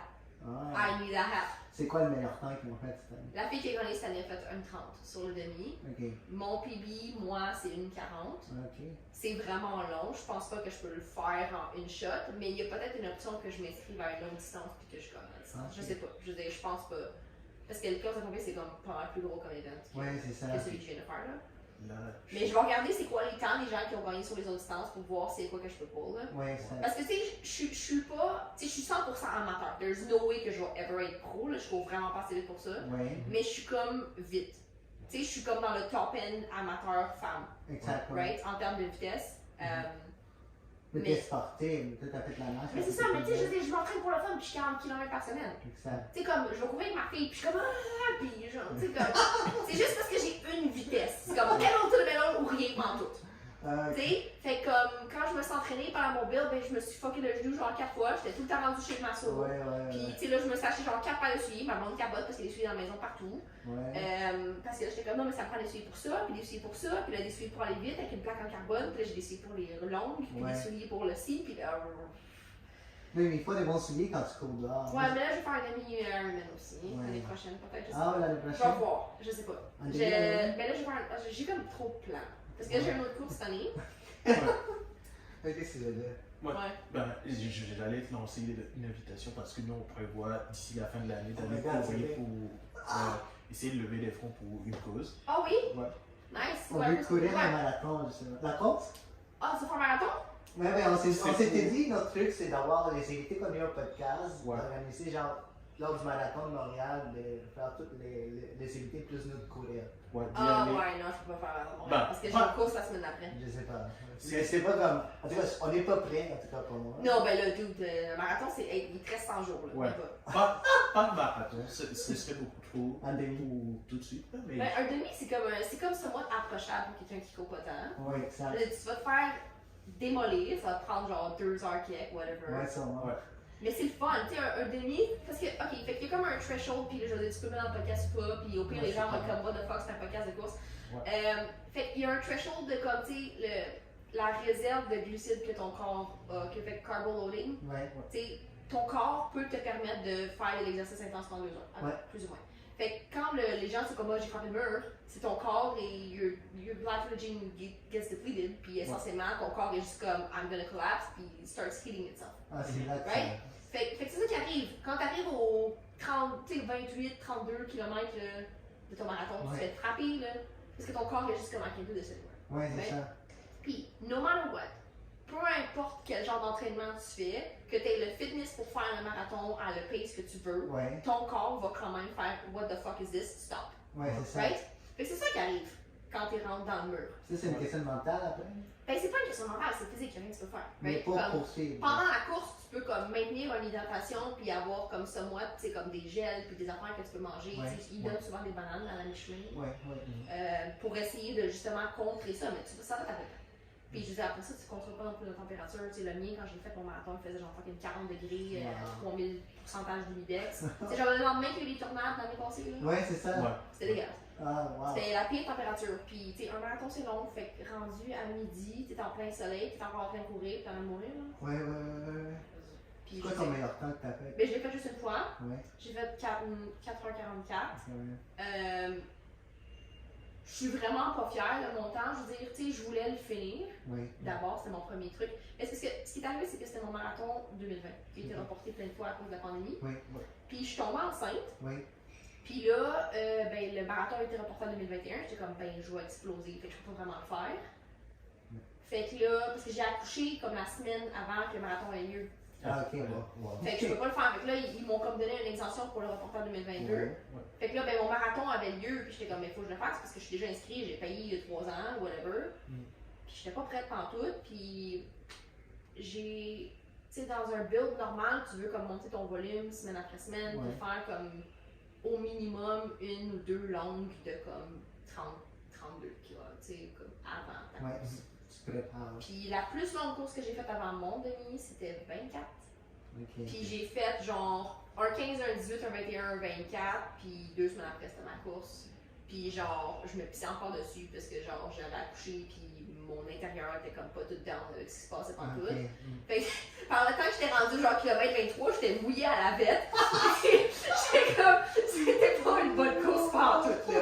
J'ai marché comme les 10 derniers kilomètres quasiment au complet. Mais tu l'as fini, parce que tu l'as fini. Oh ouais, je l'ai fini. Mais tu sais, comme ma première moitié était super nice. J'étais dans le pace, j'étais avec un lapin, j'étais comme ok, yeah, I'm doing this, everything's good. Ouais. Puis là, il fallait vraiment que j'aille aux toilettes. Rendu kilomètre 25, j'ai perdu le pacer parce que j'étais allée faire pipi. Ok. Puis là, j'ai perdu le pacer, puis après ça, everything fell apart really, really Ouais, fast. c'est quand tu prends ces moments-là, Ouais. tu te poses, puis après ça, c'est difficile de te remettre dans la vague. Mais tu sais, comme, avec le fitness que je suis aujourd'hui, Aujourd'hui, ouais. tu sais, si je faisais un marathon demain matin, comme, tu sais, je suis pas entraînée, j'ai un build de 5 km, fait que j'ai pas fait vraiment de distance dans les Ouais. derniers 6 mois, là. Mais tu sais, si je faisais un build avec le pace que je suis confortable maintenant, je pense que je pourrais, je dis facilement, je veux dire, je vais vraiment souffrir ma vie, mais je pourrais faire 3,45. Fait que tu sais, c'est quand même quasiment 1 heure de moins que je vais shaver sur le temps que j'ai fait l'année passée, Exactement. parce que je suis prête. C'est Tu prêt. sais, comme je suis dans une fitness que j'étais pas l'année passée. Tu sais, l'année passée, je me suis entraînée 6 semaines, 8 semaines pour moi. Ouais, mais là, c'est constant, là, tu t'entraînes depuis. Ben là, tu sais, j'average 30 km par semaine en ce moment. Ouais, oui. Je veux dire, cette semaine, j'ai pris ça off parce que les feux de puis whatever. Puis Ouais, le smog et tout. mais je me suis aussi fait la cheville, fait que je suis comme relax. Ouais. Mais je vais vraiment faire le marathon Philly l'année prochaine. Ah, ouais. Parce que j'ai envie de faire un gros. Parce que l'année passée, fait que Philly c'était dans le top 5, t'es plus Comme gros ça, au monde. ouais. Mais il n'y a pas de loterie pour rentrer. Parce que New York, Chicago, Ouais, ouais. tu sais, il faut que C'est- tu fasses une loterie. Berlin aussi. Mais tu sais, Berlin, c'est comme. J'aimerais Ouais. tellement ça faire Berlin. Ouais. C'est juste que faire le marathon Berlin, ça veut dire qu'il faut que je parte genre une semaine. tu sais. Ouais, faut que tu partes. T'as-tu un billet d'avion, faut que tu partes. Ben, c'est ça, mais là, il faut que j'arrive une couple de jours avant, Ouais. puis là, le time zone, puis la patente, puis comment. Mais c'est le fun de genre des. Tu sais, de voir tout ce qui est dans ton football, tu t'entraînais pas, tu faisais pas rien. Ah ouais, j'ai comme complètement le posé. Puis là, maintenant, de voir que t'as pris vraiment ces côtés, cet aspect. Là, tu savais quand t'étais jeune, parce que tu faisais beaucoup d'image. Là, Ouais. tu dois prendre le sport, j'imagine que ça fait du bien. Là. Mais je pense que, tu sais, il y a des gens pour qui, tu sais, c'est comme je vais faire une course pour me sentir bien dans ma peau, whatever. Pour moi, c'est plus comme une méditation, tu sais. Ouais, Pendant la pandémie, je travaillais ici. ouais. Puis, tu sais, j'avais. j'ai commencé à travailler au crew le 2 mars 2020, right? Fait comme 3 semaines après, on était fermé, j'ai lay off 40 personnes. Wow. Puis là, j'ai fait les conférences de presse, c'était comme bon, qu'est-ce qu'on fait aujourd'hui? On est ouvert, on se ferme, whatever, tu sais. Puis vraiment vite, la job est devenue super overwhelming parce que, tu sais, quand t'enlèves le contexte de job, de la job, tu sais, tu travailles à la maison, il n'y a pas de délimitation entre je suis à la maison, je suis à travail, whatever. Ouais. Puis sur le payroll, c'était genre moi, puis 2 gestionnaires. Ouais. Fait que c'était comme weird parce qu'on avait une business à rouler, mais on n'avait pas de business. Puis d'avoir la course, tu sais, au début c'était weird parce que t'étais comme d'avoir sorti de la maison, puis il y avait comme des couvre-feux, puis Ouais. mais le couvre-feu c'était arrivé plus tard, mais tu sais, j'étais comme avec des masques au début, c'était la merde, je l'ai enlevé vraiment vite là, mais. Ah, tu courais avec des masques? Mais au début là, Non, ouais. quand ils ont commencé à dire qu'il faut y aller, Ouais. la distanciation sociale, puis des trucs. Ça, Mais tu sais, comme je m'entraînais, quand la pandémie est arrivée, moi je m'entraînais pour le marathon de Montréal. Ouais, Ok. ouais. Right? En fait, c'est pas vrai, non. J'avais déjà fait le marathon parce que j'avais un timeline pour être enceinte. Ok. Parce qu'on essayait de tamer le PhD à ma blonde avec moi, ma grossesse, pour qu'elle puisse prendre du temps off. C'était comme un vraiment long shot qui n'a pas marché pantoute. Mais le plan, c'était que je tombe enceinte à l'été 2020. Ok. Puis là, ce qui est arrivé, c'est que la pandémie est arrivée. Moi, j'étais dans le milieu d'un build pour le marathon de Longueuil que j'ai fait, qui était à fin mai. Ouais. Fait que là, j'ai juste comme passé de. Je m'entraînais comme. Je courais comme 150 km par mois à ce moment-là, à peu Wow. près. Tu sais, j'étais rendue là, je faisais du gros volume. Là, je pense que j'avais fait genre une course de comme 28 km la semaine avant. Wow. Puis là, ils ont comme shut down le Québec. Ouais, complet, ouais. Fait que là, j'étais comme, ben, je vais continuer à courir parce que j'ai rien d'autre à faire, anyways, right? Ouais. Fait que là, au mois d'avril, j'étais comme, ah, ben, je vais aller courir tous les jours. Whatever am I gonna do, tu sais. Fait que j'ai comme expérimenté avec plein d'affaires pendant la pandémie, tu sais, puis ça a comme vraiment comme solidifié cette espèce de tout est de la merde, mais quand je vais courir, je suis dans ma tête, puis je peux comme process des Mais affaires. en fait, il y a beaucoup d'entrepreneurs qui disent que quand ils courent, ils ont cette mentalité-là. Mhm. tu sais. Mais je connais plein de monde qui font du sport, puis tu sais, pas nécessairement en sorte de genre faire du sport au calibre, mais c'est juste comme, tu sais, il y a comme un output, puis tu sais, ça va m'arriver. J'ai déjà appelé du monde pendant que j'étais en train de courir. J'étais comme, ok, j'ai une idée, il faut que tu l'écrives. Genre, 10h le soir, on est dimanche, mais comme, go, parce que comme, je viens d'avoir un fucking éclat de génie, puis j'ai rien pour écrire là, tu sais. Tu sais, prendre des notes, là, il y avait un moment où je faisais des affaires sur mes bras, genre, Ah ouais. collier, puis ouais, c'était. Mais courir me donne ça. Puis je me souviens quand je nageais, j'avais un peu la même affaire de. Ça devient comme robotique parce qu'il y a des sets qui sont vraiment longs puis pénibles. Il Ouais. faut juste que tu comptes tes coups de bras puis whatever. Ouais. Puis je me souviens avoir comme nagé pendant 2 heures avec la même chanson dans ma tête. Puis à un moment donné, tu réfléchis même plus. T'es juste comme. Ouais, t'es comme dans le flow. Puis t'es complètement dans le flow. Ouais, Tu sais, ouais. comme. Puis ça m'arrive quand je cours aussi. T'es Ou comme est-ce dans le que flow, ouais. t'es juste tellement concentré sur ta respiration puis sur le feeling de ton corps Ouais. que t'es plus dans ta tête. C'est ça. Puis je peux faire autant de méditation que je veux. Je finis tout le temps par me choquer parce que j'arrive pas à méditer. Mais ça, c'est une sorte de méditation Ouais. quand tu cours. Mais ouais, c'est ça, c'est juste comme une autre façon. Une autre Vraiment suante et puante et qui rumine tout mon linge. Mais Mais c'est de la c'est- méditation Ouais. pareil. C'est ça, je me dis, si, en tout cas, je sais pas si cette année on pourra s'organiser pour faire la course tous ensemble. Et Mais tout. si vous voulez faire une demi, je vais faire une autres. Hein. Ouais. Un demi? Ouais. Wow, tu veux nous classer? Un marathon, non, parce que j'ai une course la semaine d'après. Ouais. Mais un demi, ça me Un donne. demi, c'est ça le fun. Et en fait, pour finir le podcast, où est-ce que le monde peut te rejoindre? Si, J'aime que tu vas dire, ok, fait qu'on parle de business. Maintenant, on a parlé de plein d'affaires random de course pendant genre une demi-heure. Ouais. Ok, maintenant, allez écrire à Amélie, allez sur Internet, genre. Ouais. Je suis sur LinkedIn. Sur LinkedIn. En fait, j'aime tes publications sur LinkedIn. Merci. J'en ai regardé une, puis une qui était vraiment. Ben, t'as vu que j'avais couru, fait que tu Ouais, as dû. et celui avec ton grand-père. Mm. Parce que c'est une centre que tu faisais dans le conseil d'administration qui a fermé. Mhm. Ça, c'était quelque chose aussi que j'ai lu. Puis pour les personnes sédantes, c'est ça? Pas chez elle, ouais. Prochainement. Puis le fait que ça a fermé, puis c'est compliqué, genre toutes les demandes que tu faisais au gouvernement. Puis ça, j'ai vu ça, mais j'aime tes publications LinkedIn. J'aime ça que tu sois quand même actif. C'est quelque chose que tu venais de donner. Quand on a parlé lors du premier podcast, tu disais que tu commençais vraiment à être plus actif sur LinkedIn. Ouais. C'était un projet pour 2023. On va jamais finir le podcast, par exemple. J'ai décidé de faire ça. Ça faisait longtemps que je voulais le faire. Ouais. Puis j'avais jamais. Ben, c'est pas vrai. J'ai essayé en 2018 un petit peu. Ouais. Puis j'ai comme développé une tolération toxique avec LinkedIn assez vite. Puis j'étais comme, ah, feels like shit. Parce que là, j'étais comme rendue, ah, mais les likes, puis les commentaires. Puis je me souviens pas ce qui était arrivé, mais j'avais comme une discussion avec quelqu'un qui était super en désaccord avec un truc que j'essayais de dire. Ça m'avait comme un peu off-put de continuer à faire. Mm.